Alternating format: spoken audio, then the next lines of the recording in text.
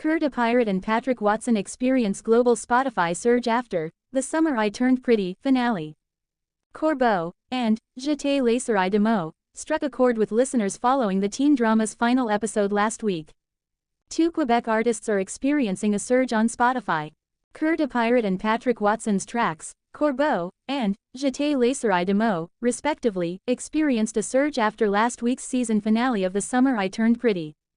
Streams of Corbeau on Cœur de Pirate's 2008 self-titled album skyrocketed with nearly 290 times as many streams globally, and Watson's Je laisserai de mots, which was last year's most popular francophone track on Spotify, and the first French track to surpass 1 billion streams, saw a 57% spike powered by listeners tapping into the tracks from two of Quebec's biggest musicians. The news was revealed at the Spotify Sessions event in Toronto on Wednesday evening, September 24, by Spotify Canada's artist and label partnerships lead Elizabeth Phipps and editorial-led Carrie Martin. Since 2024, the platform has seen a 15% increase year-over-year for francophone music. These moments emphasize the power of streaming as Quebec artists reach new fans, resonating far beyond the province and the country. While the genre has seen global success, Quebec natives are boosting their local artists. On Spotify, there has been a 16% growth in francophone music streams in Quebec in the past year, surpassing the 15% growth that francophone music has seen globally. Montrealers are leading the charge, supporting Quebec's francophone music scene with 266 million local streams of francophone music, followed by fans in Quebec City 28 million streams and Laval 13 million streams. In June, the streamer released its Loud and Clear report, which highlights French as one of the top-performing languages on the platform, with Quebec artists like Watson, Charlotte Cardin and rapper Enema at the forefront. Earlier this month, coinciding with the Canadian Country Music Awards, the DSP pinpointed French-Canadian country artists, including the inaugural Francophone Artist of the Year winner Sailbarbs, as one of the top-performing genres across the country, with streams reportedly up 286% since 2019. Quebec listeners bring incredible energy and curiosity to Spotify.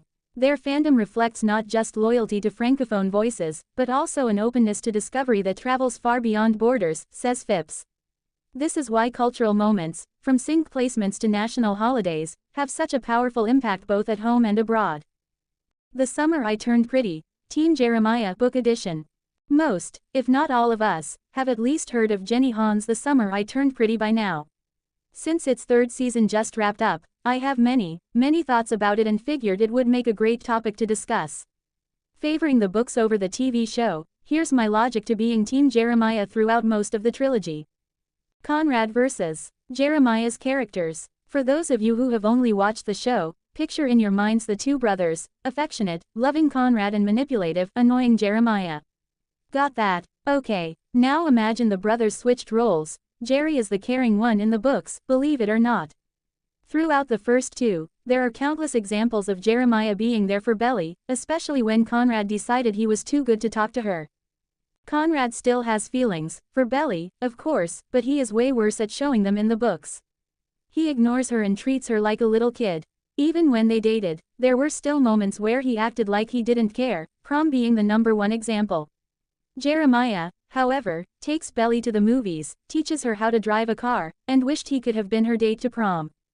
Jeremiah's coping. It's really easy to excuse Conrad's behavior because of Susanna's death. However, many people forget that Jeremiah had to deal with the exact same thing, alone because Conrad needed his own time. It takes strength to cope with a death, and I think Jerry did a better job at it than Conrad did without pushing the people he loves away. Additionally, Jeremiah grew up constantly being compared to Conrad and had to learn to be his own person by himself. I really admire that quality in him. Number 3. Jeremiah was successful.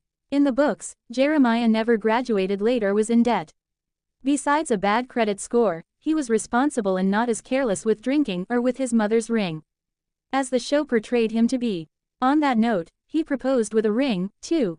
We don't know how big it was, but it was a start. By the third book, I will say that I switched teams very fast after Corbeau's incident. However, Jeremiah's character was not as bad as the show painted it out to be. Instead, the books demonstrated Conrad's maturity throughout the years, highlighting him without making Jeremiah look bad.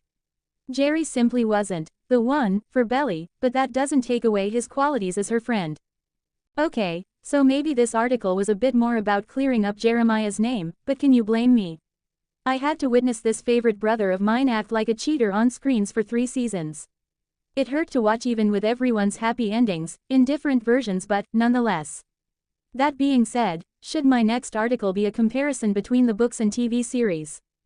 The Summer I Turned Pretty, music supervisor on its iconic soundtrack, including how they licensed so much Taylor Swift. Melissa Hardwick was the woman behind the show's incredible needle drops. Here, she talks about working with Swift and Phoebe Bridgers' teams, the must-have Harry Styles moment, the budget, and curating the girlhood-inspired songs of summer. Like many teen dramas before it, The Summer I Turned Pretty knows the power of underscoring every beat of adolescent angst with the perfect gut punch of a needle drop. And much like Manhattan is the unofficial fifth lead of Sex and the City, Taylor Swift's discography may as well be a main character in the Prime Video juggernaut. During one iconic moment from the show's third and final season, which came to an end on September 17, Belly, Lola Tongue, and Conrad Christopher Brinney nearly kiss as she helps clean him up after a surfing accident. Amid thumping heartbeats, heavy sighs, and no shortage of sexual tension, Swift's False God begins playing, the very same song that soundtracked their first almost kiss in Season 1. During the golden age of TikTok fan edits, the reprisal read as an in-universe wink to The Summer I Turned Pretty's fans, who have received its soundtrack with nearly the same fervor as its central love triangle. You can thank music supervisor Melissa Hardwick for many of the show's iconic tracks, which have run the gamut from chart-topping pop hits to throwbacks, including the likes of Fleetwood Mac and Radiohead. Hardwick has been working with series creator and author Jenny Han since the beginning, serving as Amazon Studios' former head of music before taking over as music supervisor for Season 3. I feel like there's such a love of music with the Ya demo, and even older, she says. The Summer I Turned Pretty's soundtrack is songs for summer for every teenage girl. Here, Marie Claire speaks with Hardwick to discuss her and Han's must-have songs, working with Swift, the upcoming The Summer I Turned Pretty film, and more.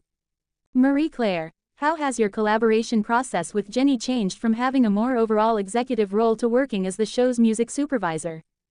Melissa Hardwick, Jenny asked to have a music conversation before the show even went into production. She had a vision, she had a plan, she had a dream. So she really wanted to talk about how she wanted to approach it, which was great, because at the time, I was budgeting for music licensing. For Seasons 1 and 2, my job was to, 1, manage the budget, and 2, protect Jenny and what she wanted to do musically. We hadn't really proven ourselves as a studio yet when it comes to Ya, specifically Ya music, so everyone was a little bit nervous. A lot of the time, the studio executives would ask for songs to come out, and I'm like, songs not coming out. Jenny wants this song. One of them was, Teenage Dirtbag, in Season 1. They're like, I don't know. It feels a little dated. And then that song became a viral thing, and we had proof of concept after Season 1. We had 150 music spots this season, so it is definitely still a lot of work. But to be able to really focus on Jenny's vision was amazing. It's definitely the redacted number dollar question. I can say it was a conversation from the beginning, and we had a very healthy budget. But even if you give someone a healthy budget and they're not good creatively, it's not gonna have the impact that Jenny was able to have. She has her finger on the pulse of pop culture. This is the kind of person you wanna give money to and let them run. I can't obviously give numbers, but we do pay for every song. We clear every song. We don't have any sponsors. I've seen a lot of social media posts where they're sponsored by AirTag. I'm like, I wish we had AirTag money. I just had a budget. But the whole team was aligned, and there was no pushback. I mean, I've been doing this for 20 years. There's always pushback on the music budget, because it's the last thing to go in. It's like the sprinkles on the cake. So it's like, do we really need sprinkles on the cake? Our two-tiered mirror glaze? I know there are a lot of conversations happening with record labels or studios. They're like, how do we have a Summer I Turned Pretty? I really do hope it gives other people the opportunity to have the music budgets they should have on their show, specifically Ya. It's worth the money at the end of the day, so hopefully we prove that. This season, Jenny really wanted Harry Styles. She texted me, I wanna do, Sign of the Times. I wanna play it when Conrad is leaving to go to Paris. And then she sent me the song lyric, Welcome to the Final Show. Even now, I tear up every time I talk about freaking, Sign of the Times. That was my top priority song for the season.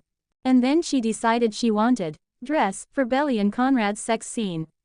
We had edited the scene to the original version, but we were waiting to hear, are we gonna do the Taylor's version? No one had heard it except for a few of us. Even when we were mixing the episode, that scene was muted, which was totally awkward in case anyone was wondering. We were there with the Amazon executives and it's just silence and making out. The other one was, Oh, Darling, by the Beatles, which is in episode 9. Obviously, the Beatles, being the biggest band in the world forever, are very mindful and selective about what they put their songs in. So when that one cleared, I was very excited. And then, Out of the Woods. In the script, it was written, Song that will change your life. And I'm like, what song is this going to be? And Jenny texted me, I think I wanna try, Out of the Woods. After we edited it, we were like, there's no other song. We do put in decoy songs for all the Taylor songs until the episodes actually air, to avoid leaks. I did have to find decoy songs for all 11 of the Taylor uses this season, but there was no backup song.